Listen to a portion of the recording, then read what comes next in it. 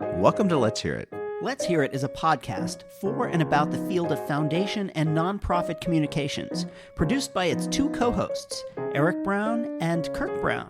No relation. Well said, Eric, and I'm Kirk. And I'm Eric. The podcast is sponsored by the Communications Network and the Lumina Foundation. We're talking to people about their work and what's happening in the field with the hopes of making this growing arena just a little bit more accessible to us all. You can find Let's Hear It on any podcast subscription platform. You can find us on Twitter at Let's Hear It Cast, and you can email us at hello@letshearitcast.com. Let us know if you have any thoughts about what you hear today, including people we should have on the show. And if you like the show, please rate us on Apple Podcasts so that more people can find us. So let's get on to the show. And welcome, everybody. You're back for another episode of Let's Hear It. And once again, we're so glad that you're joining us. And Mr. Brown, I just say hello, and I commend you for your effort this week because once again, it's a gold medal edition of Let's Hear It. How you doing? You know, when I'm doing well, and thank you for that commendation. It reminds me of my childhood at PS 173 in Queens, New York, in which Mrs. Goldschlager, who was a woman of at least 117 years, and I think she topped out at about 4 feet 6 inches. She would say, when the students were getting unruly, she would say, "The following students will receive a commendation." And the place would fall silent. And no one ever got a commendation. She never distributed a single one. So you just gave me a commendation. You have now exceeded Mrs. Goldschlager by one, and I appreciate it. Well, I'm happy to do it, and this is more than a participation trophy. This is real accomplishment that's happening here. So set this up. Tell us who we're about to listen to, and then, as usual, we've got to come back and talk about it. I had a great conversation with Edgar Villanueva, who has the second edition of his book, Decolonizing Wealth: Indigenous Wisdom to Heal Divides and Restore Balance, was just released in August. It's a really, really good book. And Edgar, he has worked in philanthropy for at least a decade, probably longer, and like Jonah in the belly of the beast. He really writes about the power in balance and of philanthropy and the communities that it hopes or seeks to serve, and how we have to start thinking about these relationships in different ways. And Edgar is he is a Native American queer person, and he brings all of kind of really full understanding about what it means to be human, what it means to live in this country, and to live inside this power dynamic in really beautiful ways and caring ways. And the one thing that I will say is that if you go on the internet, some people have challenges with his book, but it's because they haven't read it. Because he really does bring an incredible amount of love to this work, and it was delightful to speak with him.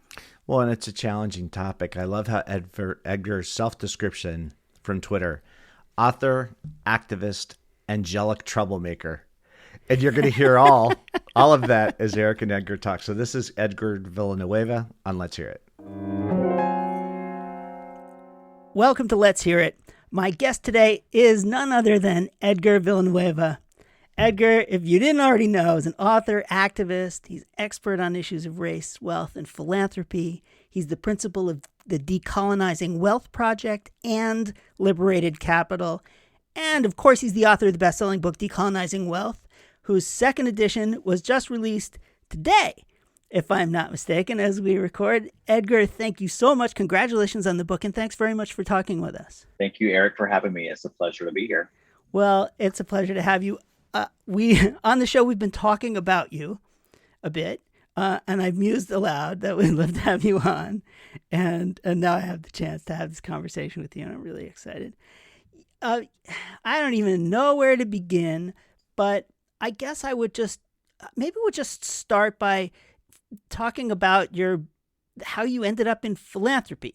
Like a lot of people in the sector, at least folks who started some time ago, I kind of stumbled into the field. It wasn't a space I was familiar with. and absolutely didn't have sort of professional ambitions around philanthropy.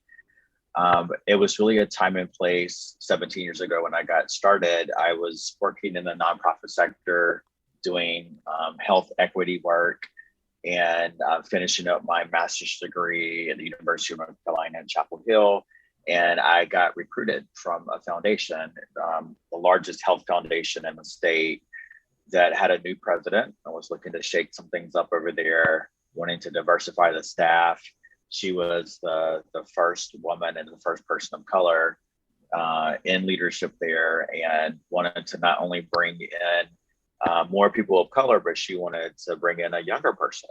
And so I was 28 when I was hired as a program officer, and which back then that was very, very skewed, very young. Usually at philanthropic conferences, folks would think that I worked with the waiters or whatever, and would really be shocked when I told them I was a program officer.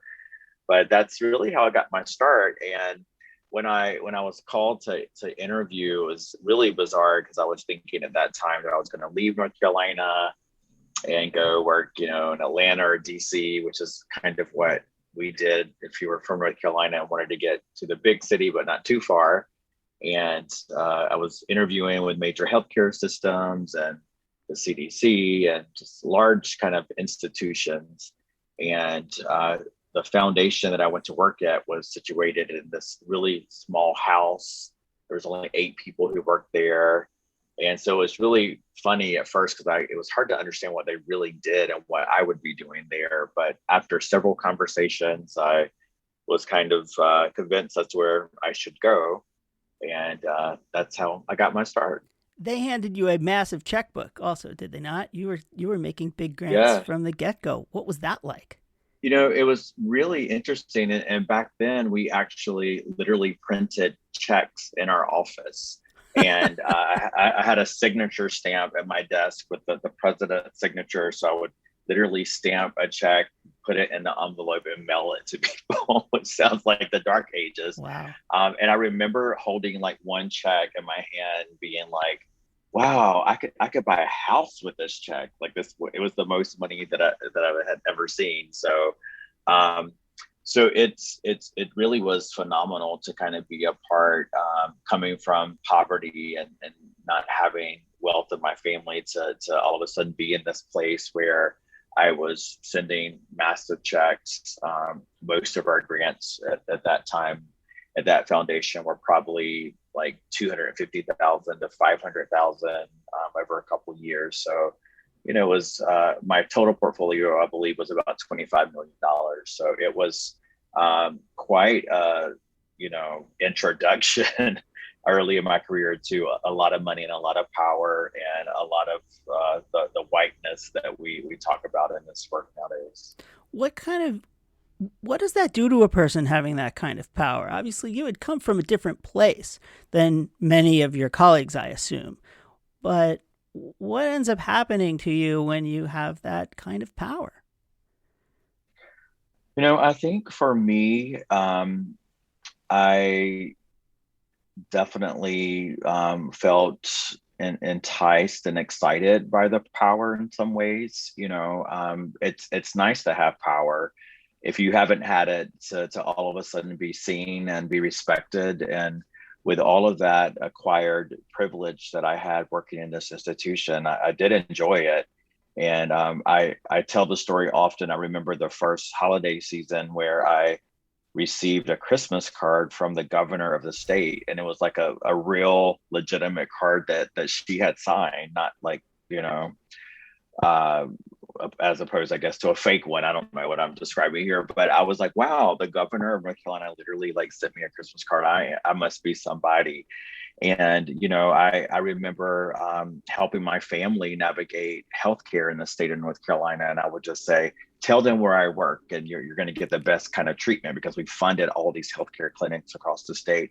So there were definitely perks that I enjoyed. And the opportunity, I got paid well to not be worried financially, and to buy a home, and all the things that I did for myself were absolutely nice.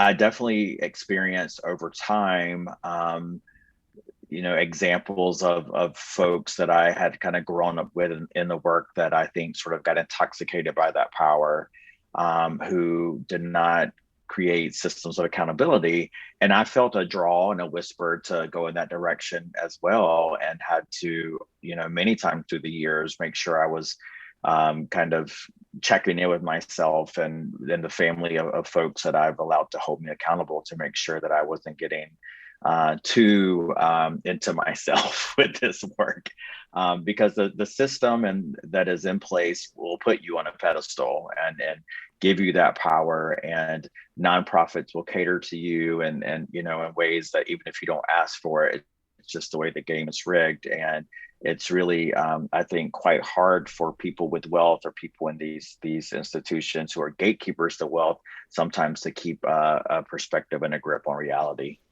There's a lot of theology or religion in your book, and a lot of parables and things like that. And I kept thinking about Jonah being inside the belly of the beast. And then I got to this parable that was not from the Bible, but it was something that sounded really interesting, about the serpent and the flute player. Would you mind telling that story? I think it's just so evocative, and it reminds me of what it might feel like to work at a foundation. It is a story about a serpent that was plaguing a village and coming in and terrorizing everyone and gobbling up children, and everyone was living in fear. And finally there was a flute player who decided to do something about it. And so he went to the edge of the village, he started playing his flute, and he allowed the serpent to come and gobble him up.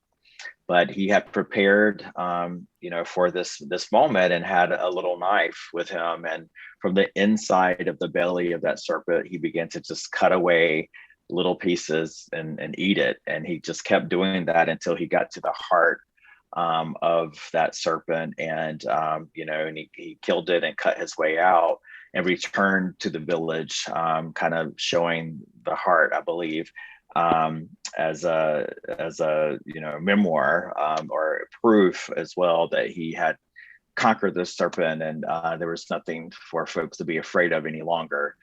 And that's a story that I share for many reasons. I think it speaks to just trauma that we experience sometimes as marginalized people who live in fear, who don't have power, or haven't historically had power.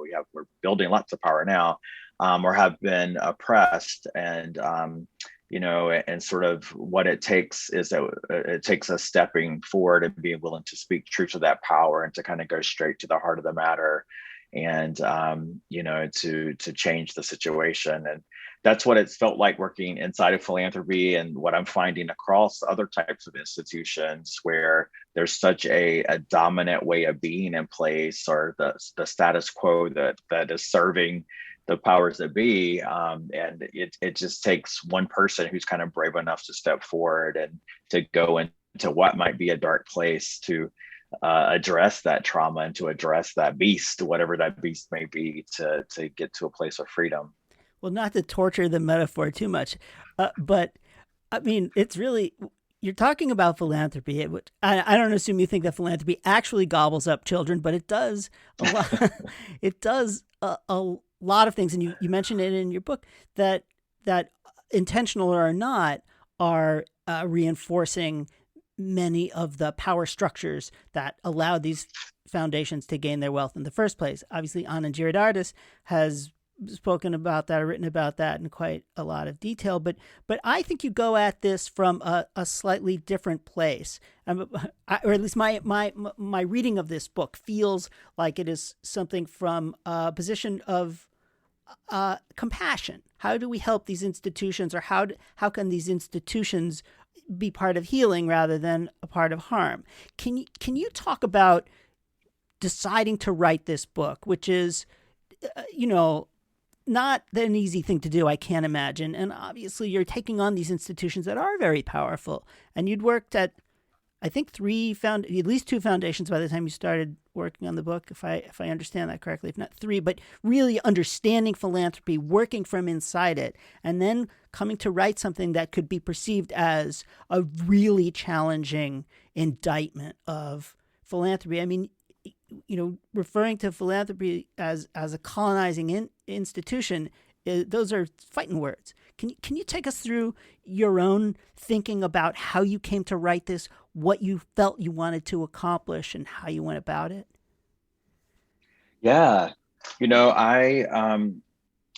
I wrote this book in many ways in response to what I felt was a calling from my ancestors, and also in response to my own desire for healing.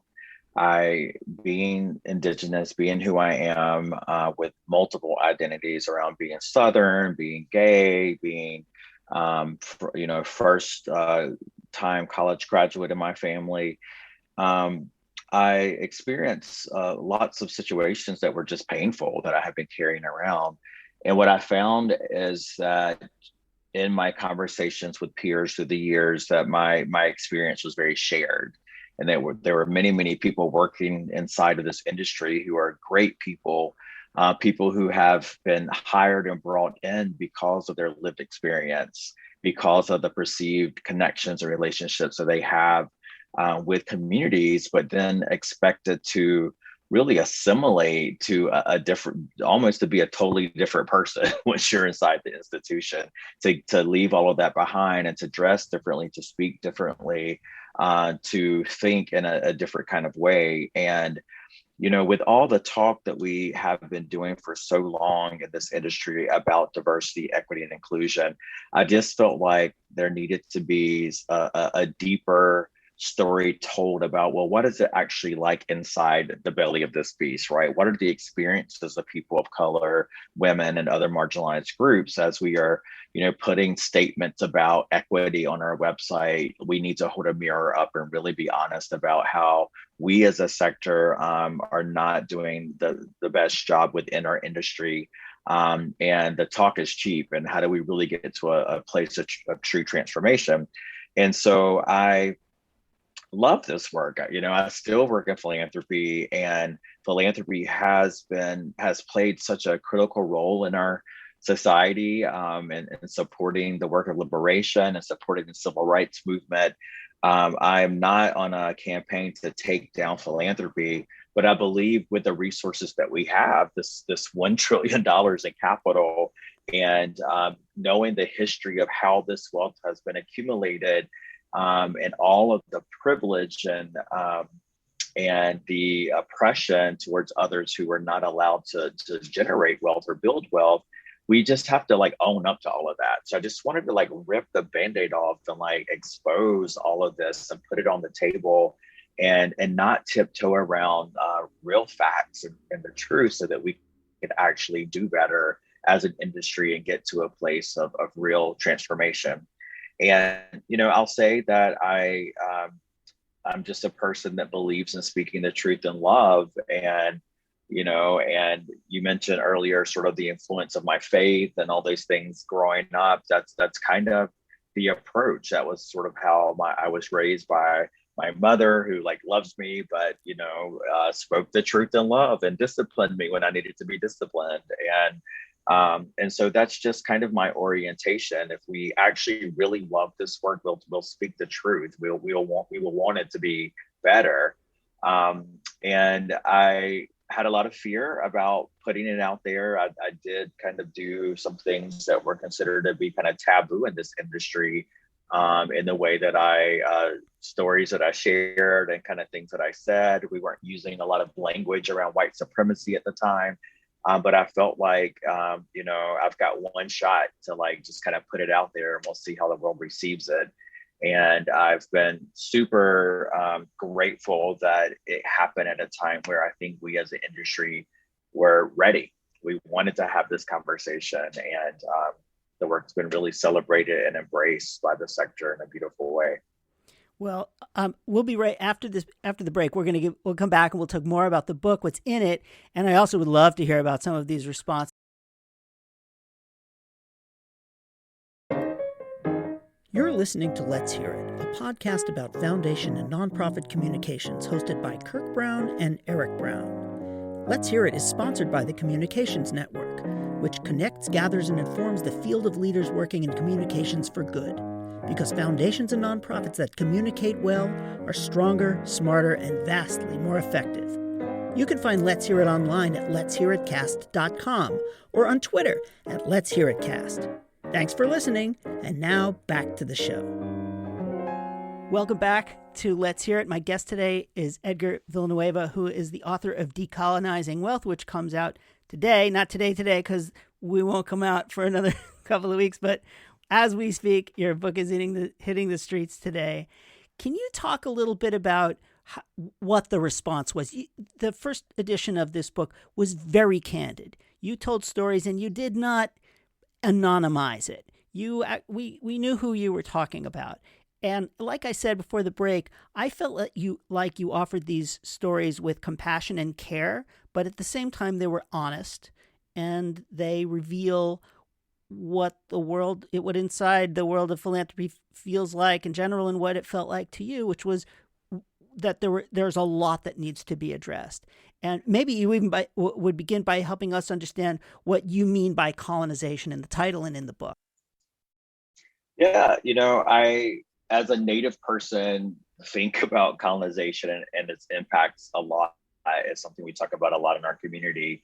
And, colonization historically, the 500 is absolutely, about amassing wealth and hoarding power and control and this forced assimilation. And as a Native person who kind of entered the space of philanthropy, I felt those dynamics in play. I felt the forced assimilation and to become aligned with the legacy of a family or institution, or even, a president that was currently sitting, and to kind of not think for myself or to bring my own analysis into the situation. And that felt like a forced assimilation. I also noticed through the years of philanthropy that we were more obsessed as an industry with our wealth more so than we were with our grant making, actually, and I think I share a story in the book where we would have an ice cream party every time our endowment hit like the next million or whatever, versus never having an ice cream party for giving away more money than we ever gave away, right? When you meet someone at a conference, at a philanthropy conference, you identify yourself or describe yourself or your institution by the size of your endowment versus how much grant making you do, right? Like we know, like Ford is an $11 or $12 billion institution, right? Those are the descriptors that we use, which kind of speaks to our fascination with earning more wealth more so than actually giving it away. The minimum payout rule, the 5%, which is supposed to be the minimum, became the ceiling because we're more interested in a return on our endowment than we are in actually giving away more money. So all of these things just felt really upside down to me as a person who got into this industry to move money. And, where I saw that all of the incentives or the priorities were really about amassing more and more wealth. And I saw how power was abused and wielded, and how one single person in an institution could have so much influence and domination over like a movement by decisions that were made without any type of transparency or like consensus, really. So these are the ways that I feel like philanthropy and our behavior models colonial dynamics, right? It's about hoarding our resources, forcing our ideas and our theories of change on communities without their involvement or their ability to push back. And if they don't get in line or if they don't assimilate, then we can sort of ice them out of resources. And that's what has historically happened in this sector, and some of the dynamics that I call out. Well, when you talk about endowment size and things like that, here's a dirty secret. When I worked for a foundation, and if you go to a conference, whoever worked at the foundation with the largest endowment had to buy the drinks. I mean, yeah. even like, oh man. And you talk about the effect of that, which you refer to as the colonizer virus, which nowadays I think all understand what viruses are and what they do. And you talk about how it sits inside our cultures and institutions that affect education and agriculture and food and foreign policy and environmental policy and in the entertainment industry even. When you talk about that, you say, well, this book is about finance and philanthropy. But to my mind, philanthropy funds all that stuff anyway. And that this way of thinking inside philanthropy pervades culture as well. How are you seeing those pieces interrelate right now? Because you're actually consulting with a lot of these industries and institutions. How do you go into those places and help them better understand, A, what the cause is and what the effect is, and then obviously what to do about it? Yeah, you're absolutely right. I mean, a major surprise to me since the first book came out in 2018 is how the message really resonated with other sectors. And I have done lots of talks and workshops across corporate America, across the broader nonprofit sector in the entertainment industry, because what I experienced working inside this industry is definitely just a chronic issue. And the colonizing virus that those dynamics that are kind of about extraction, dominating, controlling, separating. It is something that is just baked into almost the very air that we breathe and the water that we drink, because from the start of this country almost 250 years ago, it was based on this premise, right? And when it comes to money and, who has money and who doesn't, it's all been sort of almost prescribed by very intentional policies that I say are infected with this colonizing virus that has privileged one group and oppressed other groups. And so it really becomes so normal to us. Like I think all the time about everything going on in the world and how even now, present day, in this country, we have schools that are well funded and schools that are poorly funded, and we just accept that. That's just the way it is. I think about how on this very land we have children in cages separated from their families. Like, these acts of colonization are still happening in very violent ways, and they're happening in ways that are more passive, that we just kind of say, this is just the way that it is. And if we're not attuned to how the colonizing virus is showing up, and we don't have an analysis around it, then we just kind of take it for granted, and we just give up on, like, this is the system, the way it works. And it's absolutely so clear when it comes to philanthropy and venture capital and bank loans and municipal bonds and all the places where money and finance or capital is operating, that the colonizer virus is very much at play, because the whole system of capitalism is really about extraction and taking away and feeding the 1% and oppressing everyone else. So it's why in philanthropy, although we are good people, we are the good guys who choose to do this good work and work in this space, we still are infected with this colonizer virus. When you look at how who's making the decisions and the lack of investment in communities of color, less than 10% of grants going to Black, Indigenous, and other communities of color, because we have all these ideas that we've kind of set forth around who is worthy of investment, who is a risky investment, who has a track record, who doesn't have a track record, who we esteem to be, an expert at certain issues, and how much in alignment is community able to put themselves with our agenda. And so with all of those things in place, which I think are designed out of good intentions, we are creating more of a divide between the haves and the have-nots. I don't actually think that many people get up in the morning to go to work to be a program officer and say to themselves, I can't wait to not fund a Black-led organization today, right? This stuff is just baked into the system. And that's what I'm really trying to point to, that there's not a silver bullet solution. But what foundations and what other corporations and companies and organizations can do is, like, begin to acknowledge and sort of do an assessment and hold the mirror up around, like, how are we perpetuating the status quo? How, what does it look like? What does it feel like to be a person of color who works in this institution? What resources do we have, and is a fair amount, or even more than fair amount going to people of color. We have to over prioritize and privilege those groups who haven't had access before. And what are all the operational ways that are maybe getting in the way of making that happen, and do the work to change that. And it starts by admitting that we have failed and that we have failed communities. And that's where, I think a lot of folks, especially in philanthropy, are not willing to admit imperfection.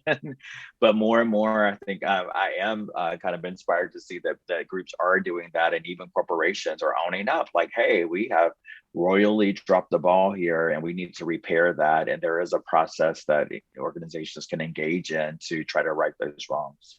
Well, you have 7 sections of your book that address this process of making a better institution. I guess I would say you're not calling to burn the house down.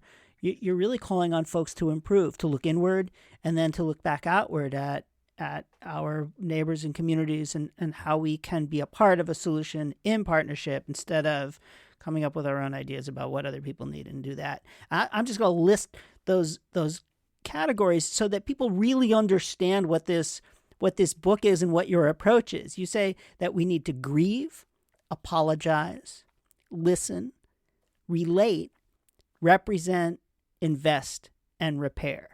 And that to me sounds like a wonderful recipe for building better relationships with my mother, my child, right, my neighbor, my boss, my whomever. That these are kind of central tenets of what it's like to be human, and for these institutions to be more human, they need to invest in each of these steps specifically. Is there something? How did you come to this? Why is this so powerful, Edgar? Why is this speaking to me in such a deep way? It's the 7 steps to healing in the book are really based on indigenous practice around restorative justice. If folks are familiar with that, it's really, when you in practices of restorative justice, which come from indigenous wisdom, there's been a wrong committed, right? Someone has been harmed or hurt. And restorative justice is not necessarily about punishing the offender, but it's bringing them into a circle, into a conversation, into a process of saying, okay, how can this victim and this perpetrator, for lack of a better word, right now, because I think we don't use that language anymore, how can we right this wrong? What needs to happen, right? And it is really no different from a relationship with a family member or a friend. It's like when you make a mistake, you should feel bad about it. You hurt someone, you should grieve that, and then you should really understand why it hurt them and do the work to repair that relationship. This is also based on practices of truth and reconciliation that have happened in many places like Canada and Germany and South Africa, that we've yet to really have a process in the US to document at a national level the grievances that have occurred on this land towards Indigenous and Black folks and other communities of color.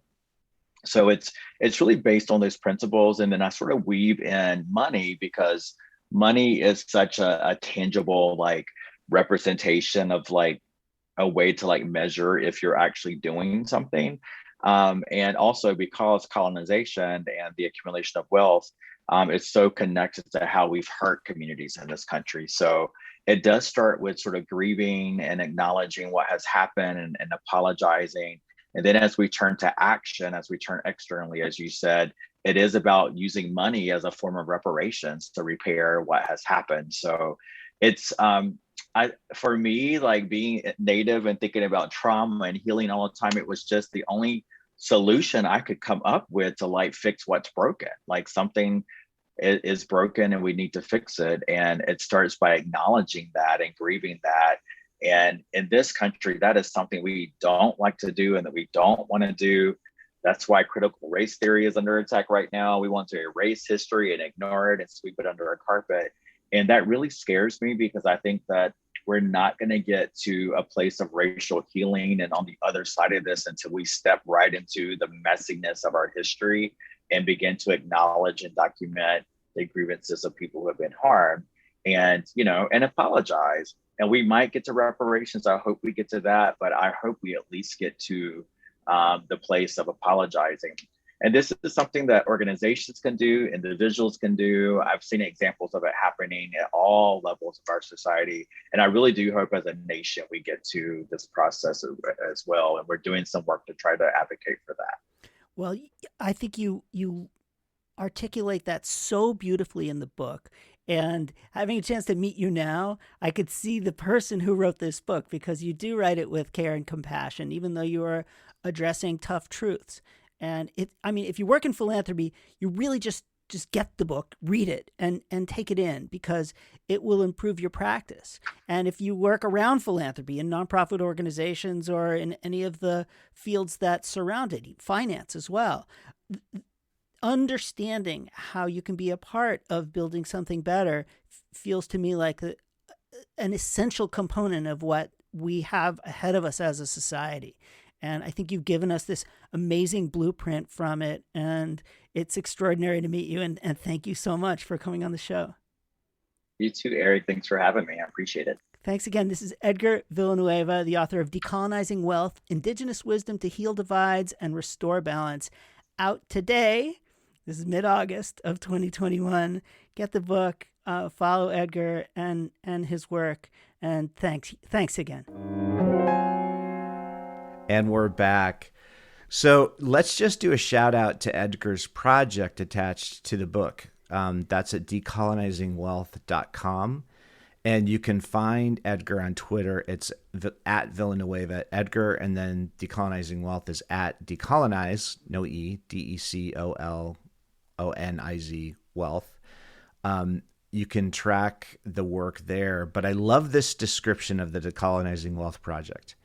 We envision a world where racial equity has become a societal norm, and new systems and ways of being ensure everyone can live their best lives, thrive in their cultures, and bring about healing from generations of colonial trauma. And I feel like in that description, Eric, you touched on how some of the feedback can be tough for the work. I think there's so much in that description. It just takes us on a journey through the kinds of issues that editor is going to be confronting with this book. Is that how you put it, or how would you characterize the work? Yeah, no, it's a great way to think about it. This notion of how wealth has become colonized in this country is, like I say, it can be challenging for some, but it really does. We've been having this conversation, Kirk, for quite some time about the role of race in our country, in our systems, certainly in philanthropy, and the work that people who really want to do good things are living in still. And I think that is the big point that he's been trying to make. And I got to tell you something. I remember way back when Anand Giridharadas, his book came out, which is called, and it's on my shelf, and I'm going to look at it. I can't remember. Winners Take All. Yeah. Okay, there it is. Mm-hmm. Which is follows along these many same premises. And I was a little cranky about it, and some folks, people have been cranky about it. And the more I think about it, the more I think he's kind of right, that philanthropy is in many ways perpetuating the things that it is attempting, or it claims to be attempting to solve. And there's Edgar inside these large foundations, and he doesn't pull punches. He certainly doesn't pull any punches in the book. He's quite candid about how people from communities that have been held back over the years, working inside philanthropy, have such a hard time working in that system because it's not working for them. So that kind of challenge, how do we improve this institution that has in many ways continues to do the thing that we want it not to do, is a big question. And I think that, again, as I said in the opening, I do believe that Edgar goes at this with love and affection, and that he doesn't want to burn the house down. What he wants to do is to build it better. And I think that's what I'm so impressed by. Well, let's acknowledge, too, that as this podcast drops, Edgar's book, air quotes, just came out, as it's described in the interview. It just is when? Okay. When did the book come out? August, middle of August.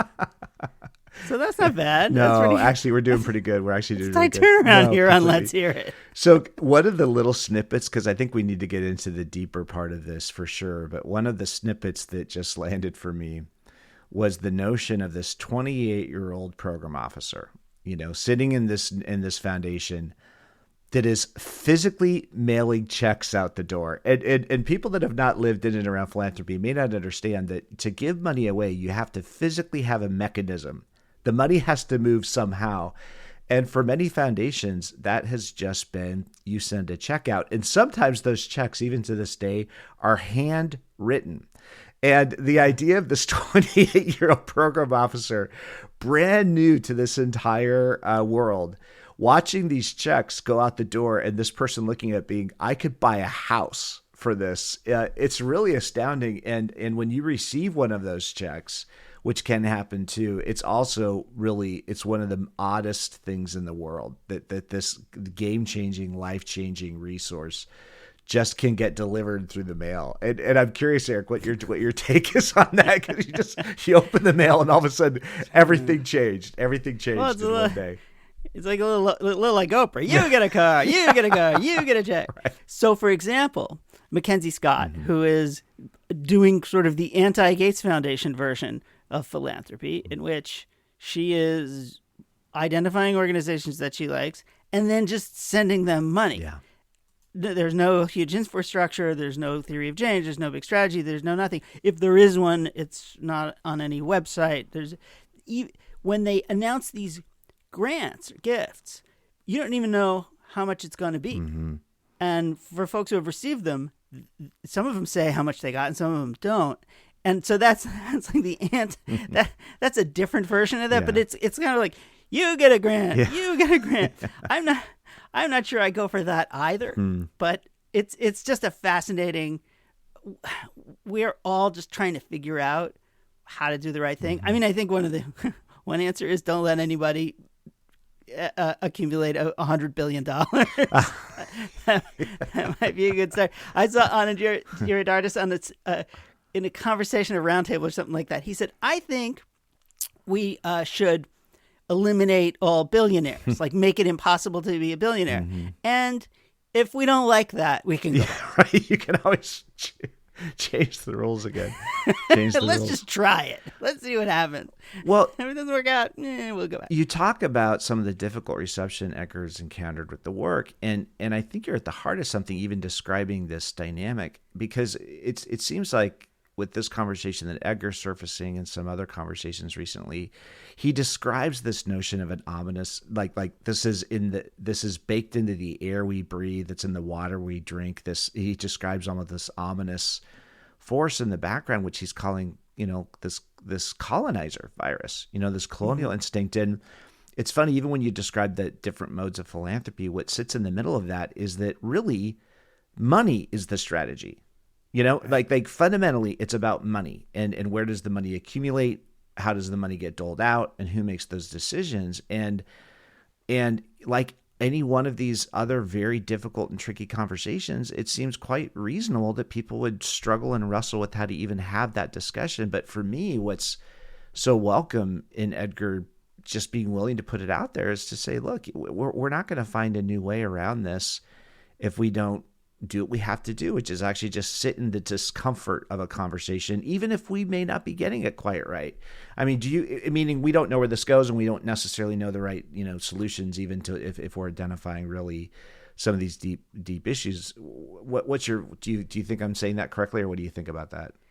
Yeah. And as it happens, you're teeing up our next show in which we talk about critical race theory. Yes. Because these things emanate from a deep history of subjugating people, taking their land, taking their bodies and shipping them across an ocean and making them work. And at the center of all of that, you're right, was money. It was profit. Yeah. It was using people's labor and their land for your own benefit. Yeah. And if we don't solve that problem, then we're just going to, we'll build a nicer house on the same crappy land. And that doesn't seem doesn't seem right. It also doesn't seem good for anybody, Mm-hmm. to be perfectly honest. I mean, this is not about my self-interest at all. This is about what's right. But it also, you can't build a good society that way. Mm-hmm. Well, and it's funny Or because repair a society, I think. The notion that you build a society is even in itself a little arrogant. well, and think about this world, a world where everyone can live their best lives and thrive in their cultures, where racial equity is a societal norm. Does that sound radical, or does that sound like, how is it possible we don't feel like we're already there? You know, and can we possibly continue on if we don't get there soon? You know, it's just interesting. Yeah, no, it's radical if you don't believe that we have a racist history. Yeah. It's radical if you think that everybody has an equal opportunity. Then that sounds kind of weird and bizarre. But Right. you know, Right. but it is. I mean, I keep saying Edgar is a hopeful, optimistic, caring, loving person, and that I do believe that he wrote this book with love because he really does want to help these institutions become better. And I think anybody who works in a foundation should read the book. Well, That's an easy to do. yeah, that's an easy step. Folks out there. Well, and I love that notion you brought up, that this comes from a perspective of compassion, you know. And so we've said it before. I think we need to say it again. A big thank you to Edgar for putting these ideas out there and then writing this in a way so we can find our way into it. I mean, it's incredible. It's incredible. And being generous with his time to talk to me. Yeah. It was great to talk to him. He's a great guy. Yeah. Well, Edgar Villanueva from Decolonizing Wealth, the Decolonizing Wealth Project. Thank you so much for joining us. Eric, anything else before we go? Well, just see you next time, folks. Thanks for listening. Okay, everybody, that's it for this episode. Please let us know if you have any thoughts about what you heard today or people we should have on this show, and that definitely includes yourself. And we'd like to thank John Beltrano, our enthusiastic production assistant. John Ali, the tuneful and inspiring composer of our theme music.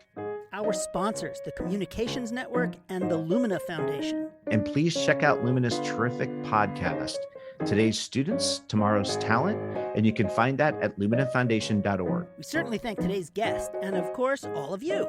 And most importantly, thank you, Mr. Brown. Oh, no. Thank you, Mr. Brown. Okay, everybody, till next time. Let's hear it.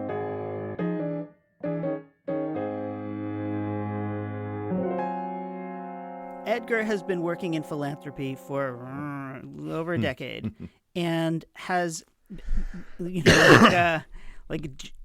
nice cough, Kirk. Oh, I just tried to mute myself. Sorry, I thought I was muting myself.